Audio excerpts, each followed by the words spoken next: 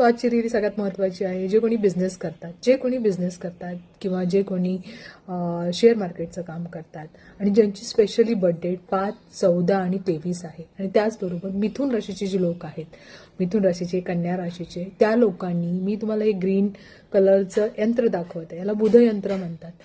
या यंत्र तुम्हाला ठेवायचंच आहे. तुम्ही ग्रीन पेनाने बनवू शकता आणि स्वतःच्या हाताने ते बनवा. जेवढं तुम्ही स्वतःच्या हाताने बनवून ते तुमच्या वॉलेटमध्ये ठेवाल.